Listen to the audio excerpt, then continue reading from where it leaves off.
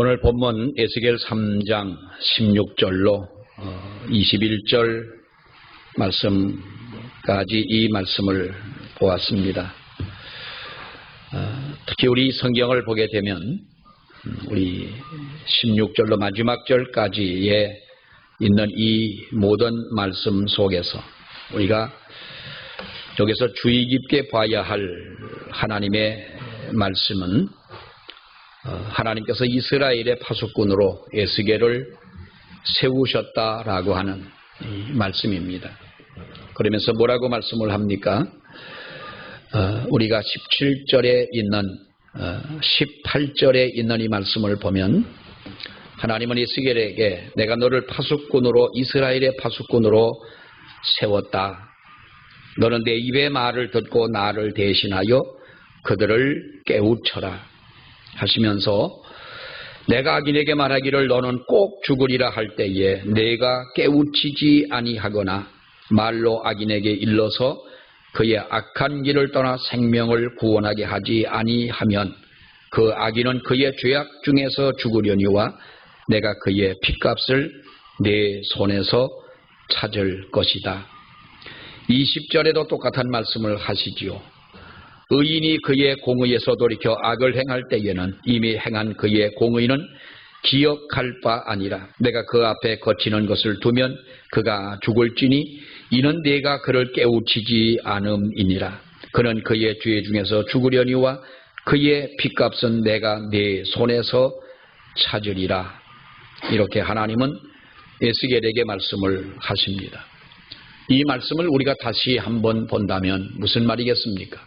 우리 주변에 있는 많은 믿지 않는 사람들이 하나님의 진노 속에 또 하나님의 심판 속에 저들이 예수 그리스도를 알지 못하고 죽는다면 바로 그러한 그 영혼들, 믿지 않고 거역하던 영혼들에 대하여서는 하나님께서 그의 죄값으로 죽게 하시지만 그러나 그들이 하나님의 복음을 듣지 못하고 그들이 하나님 앞으로 돌이키지 않고 이렇게 하나님을 알지 못하고 죽게 한 그 원인 제공은 너희에게 있다라고 하는 것입니다. 그래서 우리 주변에 하나님을 알지 못하고 죽어가는 영혼이 있다면, 악인들이 있다면 악인의 죽음은 그의 죄값으로 죽으려니와 그러나 생명을 구원하지 아니한 그 핏값에 대해서는 내가 네 손에서 그 핏값을 찾겠다. 여러분, 이 말은 우리가 대단히 심각하게 우리가 받아들여야 할 그러한 말씀인 것입니다.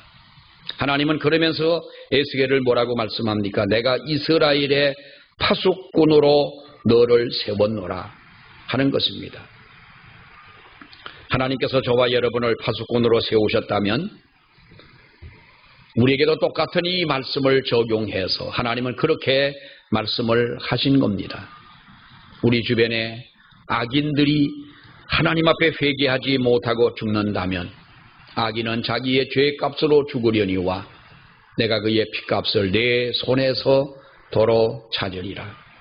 이 말씀을 보면서 정말 우리는 하나님 앞에 어떠한 책임감을 다시 한번 느끼는, 우리가 하나님 앞에서 해야 할 그 의무를 다시 한번 생각하는 저와 여러분이 돼야 할 것입니다. 한 국가의 왕이 매우 중대한 비밀 문서를 전하려고 할 때에 그 비밀 문서를 전하는 사람을 전령이라고 그럽니다. 그런데 이 사람의 손에 아주 나라의 중요한 비밀 문서를 전달하게 되면 혹시라도 가다가 어떠한 강도를 만나거나 이 비밀 문서를 도난을 당하거나 탈출을 당할 위험이 있기 때문에 옛날에 이것을 어떻게 전해야 하느냐라고 고민을 하다가 그 전령의 머리를 아주 박박 밀었습니다. 머리를 다 밀고 그 머리에 문신으로 새겼습니다. 그리고 문신으로 그 문서를 문신으로 그 머리에 새긴 다음에 머리가 자라도록 한 후에 그 전령을 보냈다고 그럽니다. 그 문서를 받을 사람에게 왕이면 왕이고 다른 사람들에게 가서 이 문서를 전달할 때 어떻게 전달합니까? 자기의 머리를 다시 밀면 그 머릿속에 새겨진 그 문서를 보면서 이 문서를 비밀 문서, 아주 소중한 문서를 보냈다라고 그러한 그 이야기가 있습니다. 여러분, 우리는 이 사람을 어떻게 부르느냐? 복음을 유앙겔리온이라고 그럽니다. 유앙겔리온, 헬라어로 보면 유앙겔리온이라고 그러는데, 이 복음을 전하다라고 할 때에 복음이 유앙겔리온이고 복음을 전하다 할 때에 유앙겔리제스타이라고 그럽니다. 유앙겔리제스타이. 그렇다면 저와 여러분들에게는 유앙겔리제스타이라고 하는 바로 이 사명이 우리에게 있다고 하는 것이죠. 우리가 머리를 밀고 머리에 하나님의 복음을 전하는 것은 아니겠지만은 성경은 우리에게 말씀하시기를 뭐라고 말합니까? 하나님의 말씀을 너희의 가슴에, 너희의 마음에 이 하나님의 복음을 새기라는 겁니다. 그래서 하나님의 복음, 유앙겔리온, 이것을 우리의 가슴에 새기고 이것을 전하는 자, 그래서 유앙겔리제스타이라고 여러분 말씀합니다마는 이것이 바로 우리가 하나님 앞에 우리들이 살아가야 할 삶의 방법인 줄로 믿습니다. 아무리 사회가 부패해도 교회가 정신을 차린다면, 아무리 세상이 어둡다 할지라도 우리 믿는 성도들이, 믿는 사람들이 정신을 차리고 산다면, 아무리 어두운 세상이고 아무리 부패한 사회라 할지라도 이 사회에 소망이 있고 어두운 세상에 빛이 있고 소망이 있는 줄로 믿습니다. 여러분, 우리들에게는 그와 같은 사명이 있다는 것이죠. 에스겔에게 하나님께서는 내가 너를 이 시대의 이스라엘의 파수꾼으로 내가 너를 세웠노라 하는 것처럼 이 시대에 하나님께서 택함 받은 백성들을 너희는 바로 이 시대에 내가 파수꾼으로 너희를 세웠노라 라고 하는 것입니다. 파수꾼을 세우는 이유가 여러분 뭐겠습니까? 성을 쌓고 파수꾼들이 초초마다 밤새도록 날이 새도록 여러분 그 자기의 자리에서 이 성을 지킬 때 파수꾼의 사명은 바로 외부로부터 성을 지키고 적으로부터 침입을 막아내는, 적이 들어오는 것을 발견하고 나팔을 불고 깨어서 바로 이 성을 지키는, 그것이 여러분 파수꾼의 사명이 아니겠습니까? 오늘날 우리는 그 사명을 감당하고 있느냐라고 하는 것이지요. 여러분, 교회가 살아있다고 하는 것이 무슨 뜻이겠습니까?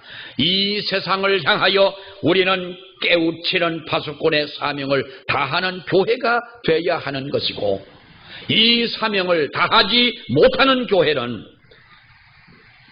교회로서의 진정한 사명을 잃어버리고 있지는 않느냐.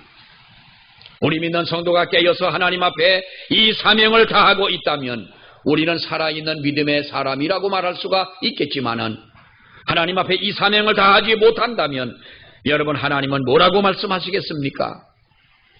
죽어있는 교회와 마찬가지로 우리는 죽은 믿음을 가지고 살아가는 우리들이 아니냐라고 하는 것입니다. 하나님은 우리에게 말씀하십니다. 내가 너희를 이 시대의 파수꾼으로 내가 너를 세웠노라. 파수꾼의 사명을 감당하려면 필수 조건이라고 하는 것이 여러분 우리들에게 있어야 됩니다. 아무나 파수꾼이 될 수는 없는 것입니다. 하나님은 선지자 에스겔에게 말씀을 합니다.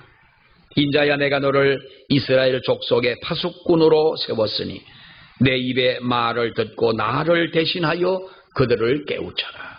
나를 대신하여 그들을 깨우쳐라. 이사야 21장의 말씀에 보면은 그런 말이 있습니다. 파수꾼이여 밤이 어떻게 되었느냐. 파수꾼이여 밤이 어떻게 되었느냐. 두 번이나 강조를 합니다. 이 밤이 어떻게 되었느냐라고 묻습니다. 무슨 말이겠습니까? 이 세상, 너희가 살고 있는 이 세상이, 바로 이 어두운 세상이 어떻게 되어져 가고 있느냐라고 하는 겁니다. 이 세상이 지금 어떻게 되어져 가고 있느냐. 우리는 여러분, 코로나가 이 지구를 덮을 때에 우리는 숨죽이면서 지냈습니다. 벌써 2년이 가까워 오고 있지 않습니까? 6.25 전쟁이 일어나는, 폭탄이 떨어지는 속에서도 우리는 예배는 드리고 있었습니다. 일본 사람들이 예배당을 가면은 죽인다고 그 협박을 하고 예배당의 문을 가로막고 할 때에도 우리는 하나님 앞에 예배를 드렸습니다. 지금은 여러분, 우리가 이 코로나라고 하는 이 질병 앞에서 교묘하게 우리는 무너지고 말았습니다. 우리의 믿음이 무너졌습니다. 하나님 앞에 드리는 예배가 무너지고 말았습니다.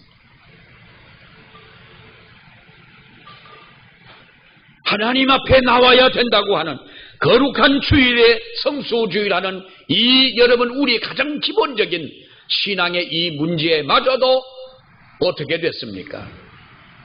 여러분, 무너지고 말지 않았습니까? 코로나가 빨리 끝나면 좋겠다.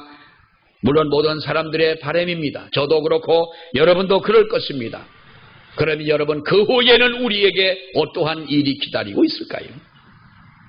또다시 이러한 일들이 없으리라고 우리는 장담할 수는 없습니다. 얼마든지 여러분, 새로운 바이러스가 침투해서 이보다 더 강한 어떤 우리들에게 상처를 주고 우리에게 두려움을 주고 우리의 생활을 제한하는 그러한 일들이 없으리라고 장담할 수는 없습니다. 이것이 지나가고 나면은 하나님의 교회는 원래의 그 모습대로 회복이 되어지느냐? 절대로 그렇지 않다고 생각을 합니다. 지난주 총회를 가서 목사님들과 같이 이야기를 하는 중에 그런 걱정들을 하십니다. 이 코로나가 지나고 나면 교회는 정말로 새로 시작을 해야 된다. 저도 거기에 동감을 하고 그런 얘기를 했습니다. 우리가 앞으로는 교회가 개척을 새롭게 한다는 생각을 우리는 해야 된다. 113년 된 우리 교회지만은 지난 날들의 모든 것은 이제는 잊어버려야 되고 앞으로 새롭게 시작을 해야 된다는 생각을 하지 않으면 안 되리라고 믿습니다. 여러분도 같이 공감해 주시기를 바랍니다. 우리가 같은 멍에를 메고 새롭게 한 영혼을 여러분 하나님 앞으로 불러드려야 할 것이며 초대교회와 같이 하나님의 주시는 힘으로 우리가 이 일을 감당하는 우리들이 돼야 할 줄로 믿습니다. 하나님 우리에게 묻고 있지 않습니까? 이사야 21장 11절에 말씀하고 있는 것처럼 파수꾼이여 밤이 어떻게 되었느냐? 파수꾼이여 밤이 어떻게 되었느냐? 무엇을 묻습니까? 죄악으로 어두워진 이 세상이 지금 어떻게 되어져 가고 있느냐? 죄악으로 세상이 어두워졌다면 그렇다면 너희는 이 세상에서 이 밤이 어떻게 되어지기를 너희는 바라느냐? 사랑하는 여러분, 먼저 우리는 잠에서 깨어나야 될 줄로 믿습니다. 저와 여러분들은 이제는 우리가 깊은 잠에서 깨어나야 될 때가 된 줄로 믿습니다. 우리가 깨어나야 된다고 하는 것입니다. 잠들지 말라고 하는 것입니다. 여자분들은 군대 얘기하면 기분 나빠하고 지루해하고 그렇겠습니다만은 여러분, 군대라고 하는 것이 나라를 지키는 것이 군대 아니겠습니까? 군대에서 군인이 다 밤에 깨어서 잠 안 자는 것은 아닙니다. 다른 동료가 잠을 잘 때에 시간별로 나가가지고 보초를 서는 사람들이 있습니다. 보초를 쓸 때에 보초의 수칙 가운데 하나가 뭡니까? 경비를 쓸 때의 수칙 하나가 잠들지 말라는 겁니다. 잠들지 마라. 정문을 지키거나 후문을 지키거나 어느 초소를 지키거나 해안을 지키거나 어디를 지키고 있는 이 보초병들의 첫 번째의 수칙이 뭐냐? 잠들지 말라는 것. 여러분, 잠이 들면 어떻게 되겠습니까? 나의 동료들이 만약에 적이 들어온다면 나의 동료들이 죽음을 당할 수밖에 없습니다. 분명히 우리는 두 손 들고 항복할 수밖에 없다고 하는 것입니다. 깨어 있으라고 하는 것이지요. 우리 예수님이 제자들을 데리고 산에 올라가서 기도하실 때 여러분, 예수님의 그렇게 땀이 피가 되도록 기도하십니다. 제자들을 향하여 와서 보니 그들이 다 졸고 자고 있습니다. 그때 뭐라고 말씀합니까? 너희가 깨어서 기도해라. 시험에 들지 않도록 기도해라. 장차 사탄이 역사하고 내가 십자가에 죽어야 할 때가 다가오는데 그때 이런 다 그야말로 목자 이런 양처럼 흩어지고 말 터인데 너희는 깨어 있어서 기도하라는 것입니다. 몇 번이고 부탁을 했지만 제자들이 여러분 육신의 그 잠을 이기지 못하고 잠들고 맙니다. 어떻게 됩니까? 그들은 예수님의 말씀처럼 시험에 들지 않습니까? 깨어있는 교회의 특징이 여러분 뭐겠습니까? 깨어있는 성도의 특징이 뭐겠습니까? 물론 우리가 쉬지 않고 하나님 앞에 기도하고 예배 드리고 말씀을 보고 합니다마는 깨어있는 사람의 특징은 내게 지금 현실적으로 부딪혀오는 모든 일들을 감당할 자세가 되어져 있다고 하는 것입니다. 잠들어 있는 사람이 어떻게 일어나서 내 앞에 닥쳐온 그 모든 일들을 감당할 수가 있겠습니까? 도둑이 들어가는 것은 주인이 잠들 때를 기다렸다가 들어가는 것입니다. 강도도 마찬가지 아니겠습니까? 잠들지 않고 깨어있는 사람의 집에 도둑이 어떻게 들어갑니까? 불 꺼진 창을 바라보면서 자기의 표적을 삼는 것처럼 사탄은 여러분 불 꺼진 창을 바라보면서 자기가 공격하고 자기가 유혹하고 자기가 넘어뜨릴 영혼을 찾고 있지 않습니까? 그러니까 하나님께서는 우리가 깨어 있어야 된다고 하는 것입니다. 예레미야 1장을 말씀해 보면은 하나님께서 에레미야에게 묻지 않습니까? 에레미야야 내가 무엇을 보느냐? 라고 하십니다. 하나님은 그에게 살구나무 가지를 보여주시면서 말씀을 하셨습니다. 물으셨습니다. 무엇을 보느냐? 그때에 그는 뭐라고 말합니까? 하나님 내가 살구나무 가지를 보았나이다. 살구나무 가지, 사케드를 보았습니다. 이 사케드라고 하는 말은 깨게 한다라는 거예요. 잠에서 깨어나듯이 깨게 한다. 말씀을 가르치는 나무다. 성경학자들은 그렇게 말합니다마는 내가 살구나무 가지를 보았나이다. 두 번째 하나님이 보여주십니다. 그러면서 예레미야야 너는 무엇을 보느냐고 말씀할 때에 하나님이여 북방에서부터 기울어져 내려오는 끓는 가마를 내가 보고 있나이다. 하나님이 보여주신 그 환상을 보여주면서 선생님이 칠판에 글씨를 써놓고 그 글씨를 짚어가면서 이것이 무슨 글자냐고 물으시는 것처럼 하나님은 그렇게 에레미야에게 말씀을 보여주시면서 물으셨습니다. 끓는 가마가 북쪽에서부터 기울어져 내려가는 것을 내가 보았나이다. 그러니 그는 그것을 본 후에 어떻게 됩니까? 사랑하는 여러분, 저나 여러분도 깨어있는 우리가 되어지기를 원합니다. 시대의 역사 의식을 가지고 우리가 사회 의식을 가지고 우리의 눈이 떠져야 할 것이며 우리의 영혼이 열려야 될 줄로 믿습니다. 잠드는 영혼은 하나님 앞에서 하나님이 주시는 계시를 우리가 바로 알 수가 없다는 것입니다. 잠자는 영혼은 속수무책이라고 하는 것이지요. 내 사명을 감당하지 못할 뿐만 아니라 우리는 사탄 원수 앞에 조금 더 힘도 써보지 못하고 넘어질 수밖에 없는 우리들이라고 하는 것입니다. 또 하나는 우리는 강하고 담대한 믿음을 가져야 합니다.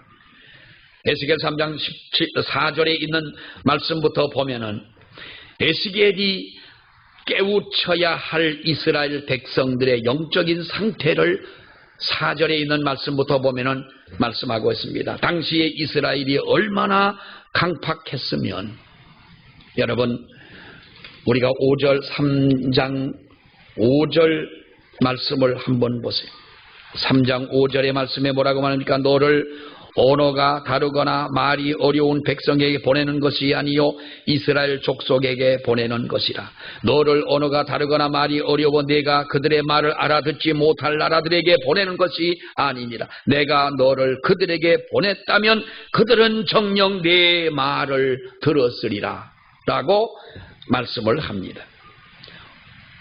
언어가 다르거나 말이 어려운 백성에게 보냈더라면 그들은 정녕 내 말을 알아들을 수가 없겠지만은, 그러나 내가 깨우쳐야 할 이스라엘 백성은 7절의 말씀에 뭐라고 말합니까? 내 말을 알아듣지 못하는 것이 아니라 이스라엘 족속은 이마가 굳고 마음이 굳고 내 말을 알아듣고자 아니하리니라고 말합니다. 이는 내 말을 듣고자 아니함이니라.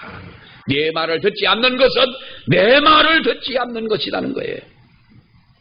차라리 외국에 나가서 선교를 하는 것이 쉽지, 네 말을 알아듣지 못해서 그 말을 듣지 않는 것이 아니라 듣지 않으려고 하는 그들이라고 하는 거예요.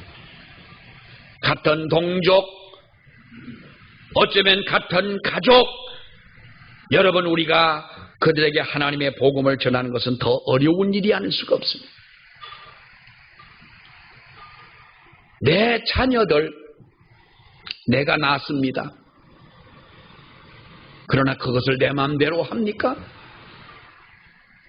나의 형제들 누구보다 가깝습니다.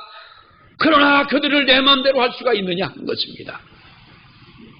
예수님이 고향에 가셔서 예수님이 사역하시는 가운데 예수님은 3년 동안 2번이나 고향을 가셨습니다. 가서 하나님의 복음을 전하고 병든 자를 고치고 하십니다. 사람들이 몰려와서 예수 그리스도가 하나님의 아들이라고 고백하는 것이 아니라 이는 요셉과 마리아의 아들이 아니니 그의 형제 그의 누이가 우리와 함께 있지 아니하냐. 그는 우리와 함께 있었던 바로 우리 같은 동네의 이 출신이 아니냐. 예수님을 여러분 믿기는커녕 오히려 예수님에 대한 것을 너무나 잘 알고 있는 터라 그 말을 믿지를 않습니다.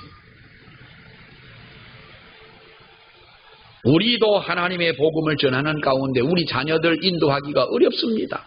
우리 형제들을 전도하는 것은 더 어렵습니다. 나를 아는 사람들에게 복음을 전한다고 하는 것은 정말로 여러분 우리가 힘든 일이 아닐 수가 없습니다. 그러나 하나님 앞에 포기하지 말라는 것입니다. 강하고 담대하라. 하나님께서 여러분 말씀하신 것이 무엇입니까? 그들이 하나님의 말을 듣지 않는 것은, 내가 전하는 말을 듣지 않는 것은 내 말을 듣지 않는 것이다. 그러나 그들에게 하나님의 복음을 전하라는 겁니다. 왜입니까? 하나님께서 복음을 전할 때 맹목적으로 전하는 것이야. 너의 입술로 내가 가지고 있는 지식으로가 아니라 하나님이 내게 능력을 주고 내게 지혜를 주고 내게 권능을 주고 무엇을 말할 것인가 순간순간 하나님의 성령이 역사하시고 이 힘으로 네가 하라는 것이지요. 제자들에게 뭐라고 말씀합니까?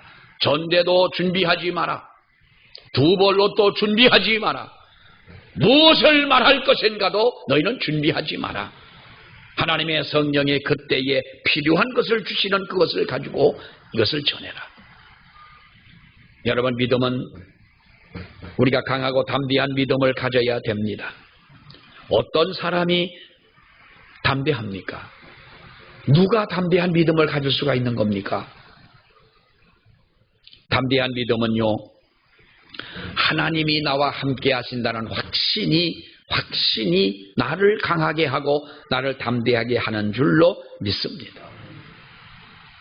여호와의 처소에서 나는 찬송 소리를 들었고 생물들의 날개가 서로 부딪히는 소리와 생물 곁에 바퀴 소리가 크게 들리는 것. 12절 13절에 있는 이 말씀을 보세요. 이것은 무엇입니까? 사명을 하나님 앞에 부름을 받고 데라빕이라고 하는 곳으로 가는 에스겔에게 하나님이 동행하고 하나님이 함께하는 그 확신을 심어주신 하나님의 능력인 것입니다. 하나님이 나와 함께 하신다는 것을 확신한다면 사랑하는 여러분, 우리가 두려울 것이 뭐가 있겠습니까? 하나님은 저와 여러분을 파수꾼으로 세울 때에 아무런 자격 없는 자를 파수꾼으로 세우신 것이 아니라는 겁니다. 감당할 수 있는 능력을 주셨다는 겁니다. 사랑하는 여러분, 믿음 생활하면서 이 하나님의 주시는 능력을 잊어버리지 않으시기를 바랍니다. 하나님의 주시는 이 은사를 여러분 소멸하시지 마시기를 바랍니다. 하나님의 주시는 능력, 이 은혜를 잃어버리는 여러분들이 된다면 우리는 힘 잃어버린 삼손과 같은 것입니다. 부끄러운 것이고 하나님의 일을 아무도 할 수 없다고 한 것이죠. 하나님은 에스겔을요, 그 하나님의 같은 민족에게로 보내시면서 여러분, 우리가 14절 15절에 있는, 특히 15절에 있는 말씀을 보면은 그발 강가에 7일을 거주하게 합니다. 먼저 이 선지자 에스겔을 그발 강가에 거주하게 하신 것은 그발 강가에 가서 포도들과 같이 이래 동안을 앉아 있으면서 같이 생활하고 같이 먹고 같이 그들의 고독을 같이 체험하며 그리고 사정을 이해한 후에 하나님의 맡겨진 이 사명을 감당하라는 겁니다. 심판받을 자들과 같은 입장이 되어져 보라는 것이죠. 그들을 알고 여러분, 내가 구원의 기쁨이 없이 어떻게 하나님의 복음을 전하며 내가 하나님의 사랑받은 증거가 없이 내가 어떻게 하나님을 찬양할 수 있겠느냐라고 하는 것입니다. 내가 먼저 하나님 앞에 선각자가 되어져야 하고 그야말로 하나님 앞에 내가 강하고 담대한 이 믿음을 가질 때 우리는 이 사명을 감당하게 될 줄로 믿습니다. 여러분, 우리는 다시 시작하는 그러한 마음을 가져야 합니다. 우리는 하나님께서 내게 주시는 힘으로, 내게 주신 은혜로, 내게 주시는 그 능력을 가지고 우리는 다시 일어서야 된다고 하는 그러한 마음을 가져야 된다는 것입니다. 그렇지 않고서는 우리는 할 수가 없습니다. 하나님께서 저와 여러분에게 주신 이 은혜가 진정 오늘날 빛을 발하는 그러한 역사를 이룰 때가 됐다고 하는 것입니다. 여러분, 이 사명을 감당하는 파수꾼이 파수꾼의 사명을 감당할 때와 파수꾼이 자신의 사명을 감당하지 못할 때, 다시 말하면 우리가 하나님 앞에서의 우리의 사명을 감당하게 될 때 하나님의 교회는 생명력을 얻는 교회가 될 줄로 믿습니다. 하나님의 교회는 표적이 일어나는 교회가 되는 줄로 믿습니다. 우리 교인들의 삶이 풍부해지는 줄로 믿습니다. 그러나 이 사명을 감당하지 못할 때 여러분 어떻게 됩니까? 교회의 단점들이 드러나게 되고 하나님의 교회가 교회 사명을 다하지 못하니까 얼마나 부끄러운 일들이 많고 얼마나 우리들의 생활이 피폐해지는 것입니까? 사랑하는 여러분, 우리는 하나님 앞에 다시 일어나야 됩니다. 인도에서 선교를 하던 스텔리 존스라고 하는 선교사가 있습니다. 아주 전설 같은 분이지요. 이분이 인도 사람들에게 전도를 선교를 하다 너무 지쳐서 이분이 쓰러지고 말았습니다. 힘을 잃고 다 쓰러지고 말았습니다. 그때에 하나님의 음성이 들려왔습니다. 스텔리 존스야, 왜 쓰러져 있느냐? 왜 네가 넘어졌느냐라고 하나님의 음성이 들려올 때 스텔리 존스는 이렇게 말합니다. 하나님, 아무리 이 인도 사람들에게 복음을 전해도 사람들이 받아들이지를 않습니다. 나는 이제 더 이상 할 수가 없습니다. 그때 하나님이 말씀합니다. 존스야, 저 사과나무를 봐라. 농부가 사과나무를 심으면 심는 그 해의 열매가 달리더냐? 지금 빨라도 3년이면은, 요즘은 사과나무를 심으면 3년이면 열매가 달리기를 시작을 합니다만은 옛날에는 한 7, 8년 정도가 걸려야 사과나무가 겨우 사과를 달렸습니다. 요즘에는 한 2, 3년이면 벌써 달리기를 시작합니다만은 저 사과나무를 보라. 지금 농부가 아무리 애써도 열매가 달리더냐? 적어도 7년의 세월은 흘러야 열매가 맺는데 너는 당장에 뿌려놓고 당장에 열매가 안 달린다고 네가 쓰러져 낙심할 수 있느냐? 스탠리 존스가 생각해보니 자기가 쓰러질 일이 아니거든요. 언젠가 뿌려진 곳에 열매가 맺히게 된다는 것이지요. 사랑하는 여러분, 하나님이 저와 여러분을 택하고 부르셨을 때 우리의 개인적인 영혼 구원이 물론 소중한 하나님의 은혜입니다. 그러나 믿는 성도들에게는 이 너희가 죽어가는 사람들에게 너는 일어나 구원을 받아라고 우리만을 꼭 집어 이렇게 말씀한 것이 아니라 내가 하나님의 택한 자녀가 되었다면 너는 네 가정의 파수꾼이 되라. 내가 살고 있는 지역의 파수꾼이 되라. 이 시대의 파수꾼이 되라고 하나님이 저와 여러분을 부르신 줄 믿습니다. 우리가 이 사명을 잃어버리고 하나님의 주신 이 은사를 잃어버린다면 우리는 삼손처럼 되어버리고 맙니다. 하나님 앞에 시대의 파수꾼의 역할을 다하는 저와 여러분이 되시기를 축원합니다. 이 은혜가 저와 여러분에게 있기를 다시 한번 축원합니다. 기도하겠습니다. 하나님 은혜 감사합니다. 오늘도 우리를 부르셔서 아버지 앞에 이렇게 예배할 수 있는 은혜 주심을 주여 감사합니다. 하나님, 우리를 에스겔을 이스라엘 민족의 파수꾼으로 부르신 것처럼 우리를 주님 부르셔서 파수꾼 이 시대의 귀한 사명을 주셨사옵는데 잘 감당하는 우리들이 되게 하여 주옵소서. 우리의 사명을 잃어버리지 말게 하여 주옵소서. 하나님의 주시는 은혜를 잃어버리는 저희가 되지 말게 하여 주시옵소서. 주님 주시는 은혜로 이 사명 감당해서 아버지 앞에 칭찬받고 복을 받는 생명력이 넘치는 우리 모든 성도들의 삶과 그리고 우리 교회가 되게 하여 주시옵소서. 예수님 이름으로 기도하옵나이다. 아멘.